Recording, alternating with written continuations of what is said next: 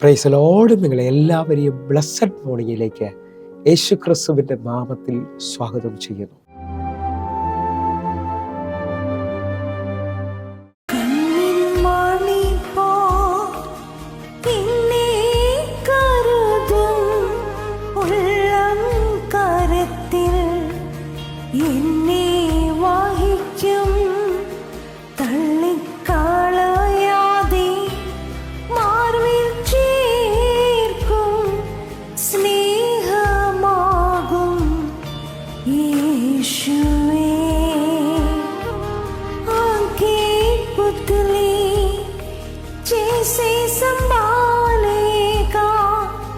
अपने हाथों में मुझे छुपाएगा, त्यागेगा नहीं, सीने से लगाएगा। कितना प्यारा है मेरा यीशु।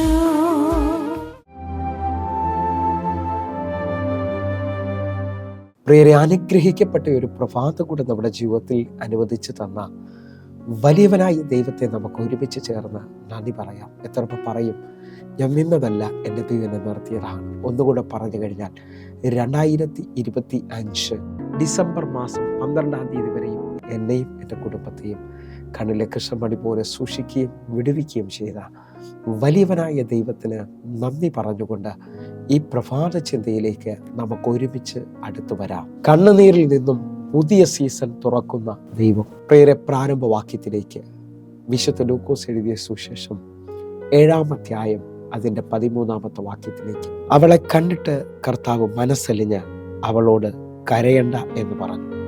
അവൻ അടുത്ത് ചെന്ന് മഞ്ചം തൊട്ടു ചുമക്കുന്നവർ നിന്നു. പ്രിയരെ, ഈ പ്രഭാതത്തിൽ ദൈവം ഇടപെട്ട അനുഗ്രഹിക്കപ്പെട്ട വചനത്തിനായി നമുക്ക് ഒരുമിച്ച് ചേർന്ന് ദൈവത്തിന് നന്ദി പറയാം. പ്രിയരെ, ഈ പ്രഭാതത്തിൽ നാം ചിന്തിക്കുന്ന ചിന്ത കണ്ണുനീരിൽ നിന്നും പുതിയ സീസണുകളെ തുറക്കുന്ന ദൈവത്തെക്കുറിച്ചാണ്. പ്രിയരെ, നാം വായിച്ചു കേട്ട വാക്യത്തിനകത്ത് നമുക്ക് ആഴം മനസ്സിലാകും. നയനിലെ വിധവ ഇതാ അവളുടെ ഏക മകനെ നഷ്ടപ്പെട്ടിട്ട് അവൾ കണ്ണുനീരിൽ മുമ്പോട്ട് വരികയാണ്.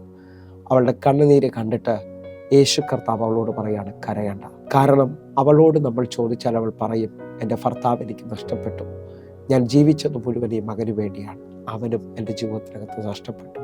ഇന്ന് ഈ പ്രഭാതത്തിൽ എന്നെ കേൾക്കുന്നവർ, ജീവിതത്തിനകത്തും നഷ്ടങ്ങളുടെ കണക്കുകൾ മാത്രം പറയുന്നവർ, ജീവിതത്തിനകത്ത് ഒറ്റപ്പെട്ടു പോയ, ഇനി ജീവിതത്തിനകത്ത് ഒരു ഉയർച്ചയോ ഒരു നന്മയോ കാണത്തില്ലെന്ന് പറയുന്നവർ നിലവിളിച്ചുകൊണ്ടാണ് ഈ പ്രഭാതത്തിൽ എന്നെ ശ്രദ്ധിക്കുന്നതെങ്കിൽ, നിൻ്റെ കണ്ണുനീരിനെ തുടയ്ക്കുന്ന, നിൻ്റെ കണ്ണുനീരിനെ കാണുന്ന എൻ്റെ ദൈവം നിനക്കൊരു പുതിയ സീസൺ വയ്ക്കാൻ പോവുകയാണ്. കണ്ണുനീരിൻ്റെ സീസൺ അല്ല, അത് വിലാപത്തെ നൃത്തമാക്കുന്ന സീസണാണ്. സങ്കീർത്തനം 30-ാം അധ്യായം അതിൻ്റെ 11-ാമത്തെ വാക്യം പറയുന്നു, നീ എൻ്റെ വിലാപത്തെ എനിക്ക് നൃത്തമാക്കി തീർത്തു, എൻ്റെ രട്ട് നീ അഴിച്ച് എന്നെ സന്തോഷം ഒളിപ്പിച്ചിരിക്കുന്നു. വിശ്വസിക്കാൻ പറ്റുമെങ്കിൽ ഈ വചനത്തെ അതേപോലെ സ്വീകരിക്കണം. നീ എൻ്റെ വിലാപത്തെ നൃത്തമാക്കി തീർത്തിരിക്കുകയാണ്. കർത്താവൊന്ന് തൊട്ടാൽ, കർത്താവൊന്ന് ഇടപെട്ടാൽ നമ്മുടെ പല വിഷയങ്ങൾക്കും മാറ്റം വരും. ശ്രദ്ധിക്കാൻ പറ്റുമോ? 2 രാജാക്കന്മാരുടെ പുസ്തകം അതിൻ്റെ 20-ാമത്തെ വാക്യത്തിനകത്ത് ഹിസ്കിയാവിൻ്റെ ജീവിതത്തെക്കുറിച്ച് നമുക്ക് എല്ലാവർക്കും അറിയാം. ഇതാ പ്രവാചകൻ കടന്നു വന്ന ഹിസ്കിയാവിനോട് പറയാം, നിന്റെ ഗൃഹകാര്യം ക്രമപ്പെടുത്തിക്കോ, നീ മരിച്ചു പോകും നിശ്ചയം. എന്നാൽ താഴോട്ടുള്ള വാക്യങ്ങൾ ശ്രദ്ധിച്ചാൽ ഹിസ്കിയാവ് മുഖം ഭിത്തിയോട് ചേർത്ത് ഹിസ്കിയാവ് കരയുകയാണ്. നമുക്ക് ഒരുമിച്ച് ചേർന്ന് 2 രാജാക്കന്മാരുടെ പുസ്തകം 20-ന്റെ 5-ാമത്തെ വാക്യത്തിലേക്ക്. നീ മടങ്ങിച്ചെന്ന് എൻ്റെ ജനത്തിൻ്റെ പ്രഭുവായ ഹിസ്കിയാവിനോട് പറയേണ്ടത്, നിന്റെ പിതാവായ ദാവീദിന്റെ ദൈവമായ യഹോവ ഇപ്രകാരം അരുളി ചെയ്യുന്നു, ഞാൻ നിന്റെ പ്രാർത്ഥന കേട്ട് നിന്റെ കണ്ണുനീർ കണ്ടിരിക്കുന്നു, ഞാൻ നിന്നെ സൗഖ്യമാക്കും. 3-ാം ദിവസം നീ യഹോവയുടെ ആലയത്തിൽ പോകും. പ്രിയരെ, ഹിസ്കിയാവ് എല്ലാം അവസാനിച്ചെന്ന് പറഞ്ഞ് ദൈവത്തോട് നിലവിളിക്കുമ്പോൾ ദൈവം പ്രാർത്ഥന കേൾക്കുന്നവനാണ്. അതിനകത്ത് 2 പദങ്ങളുണ്ട്. ഞാൻ നിന്റെ പ്രാർത്ഥന കേട്ട് നിന്റെ കണ്ണുനീര് കണ്ടിരിക്കുകയാണ്. നമ്മുടെ പ്രാർത്ഥന കേൾക്കുന്ന, നമ്മുടെ കണ്ണുനീര് കാണുന്ന ദൈവം നമ്മുടെ കണ്ണുനീര് തുടയ്ക്കുന്ന ദൈവമാണ്. ഒരു പുതിയ സീസൺ ദൈവം ഇതാ ഹിസ്കിയാവിന് വേണ്ടി ഒരത്ഭുതത്തെ ചെയ്യുന്നു. ഇന്നു മുതൽ ഞാൻ നിന്നെ സൗഖ്യമാക്കി ഒരു പുതിയ സീസണിലേക്ക് കൊണ്ടുവരികയാണ്. നീ ഇതാ എൻ്റെ ആലയത്തിൽ പോയി സാക്ഷിയാകാൻ പോകുന്നു. വിശ്വസിക്കുന്നതിനുണ്ടെങ്കിൽ ഇന്ന് ഈ പ്രഭാതത്തിൽ ദൈവത്തോട് തീരുമാനത്തോടെ പറഞ്ഞ്, കർത്താവേ, എനിക്കൊരു പുതിയ സീസൺ തരണമേ. എൻ്റെ ജീവിതത്തിനകത്ത് നാളുകൾ കരഞ്ഞ, നാളുകൾ ഭാരപ്പെട്ട മേഖലയിൽ നിന്ന് കർത്താവ് ഒരു പുതിയ സീസൺ തുറന്നു തരണമേ. കർത്താവെ, അങ്ങനെ ചെയ്യാൻ പോകുന്നതിനായി നന്ദി.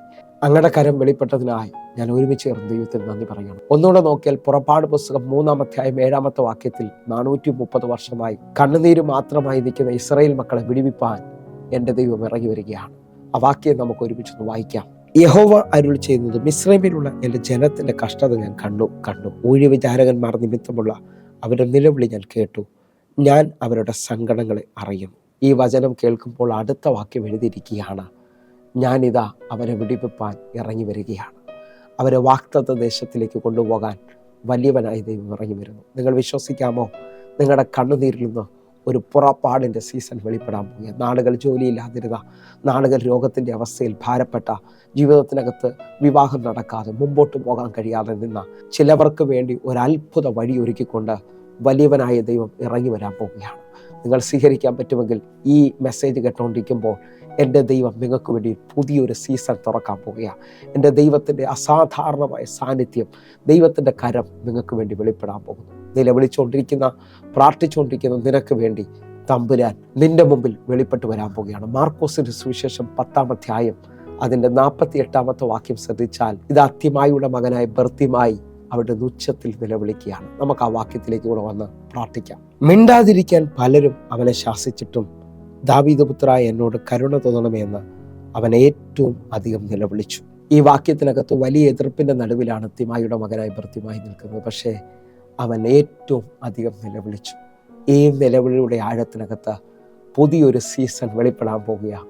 നിനക്ക് വേണ്ടി യേശു നിൽക്കുവാൻ പോകുന്നു, നിന്നെ വിളിക്കാൻ പോകുന്നു. നിന്നെ തെള്ളിയവരെ നടുവിൽ, നിന്നെ ഒറ്റപ്പെടുത്തിയവരെ നടുവിൽ എൻ്റെ കർത്താവ് നിനക്ക് പുതിയ ഒരു സീസൺ വെളിപ്പെടുത്താൻ പോകുന്നു. വിശ്വസിക്കുന്നവരുണ്ടോ? ഇന്ന് ഈ മെസ്സേജ് കാണുമ്പോൾ, തമ്പുരാനെ, എൻ്റെ ജീവിതത്തിനകത്ത് പുതിയൊരു സീസൺ വെളിപ്പെടുത്തണമേ. ഇത് കണ്ണുനീരിൻ്റെ കാലമല്ല, ഇത് ദൈവപ്രവൃത്തിയുടെ സമയമാണ്. ഞാനത് വിശ്വസിക്കുന്നു എന്ന് പറയുന്നവർ കണ്ണുകൾ അടയ്ക്കണം. പ്രാർത്ഥിക്കാം. ഞങ്ങളെ സ്നേഹിക്കുന്ന ഞങ്ങളുടെ നല്ല കർത്താവെ, പൂർണ്ണ ഹൃദയത്തോടെ എന്നെ കാണുന്ന, എന്നെ കേൾക്കുന്നവർക്ക് വേണ്ടി പ്രാർത്ഥിക്കുന്നു. പുതിയൊരു സീസൺ, പുതിയൊരു സമയം ഇപ്പോൾ വെളിപ്പെടുത്തണമേ അപ്പ. ആ അത്ഭുതത്തിൻ്റെ കരം വെളിപ്പെട്ടതിനായി സ്തോത്രം. മാനിക്കുന്നവൻ്റെ കരം വെളിപ്പെട്ടതിനായി സ്തോത്രം. യേശുവിൻ നാമത്തിൽ ഞാൻ പ്രാർത്ഥിക്കുന്നു. അത്ഭുതം തുറന്നതിനായി നന്ദി. കർത്താവിന്റെ ചെയ്തതിനായി നന്ദി.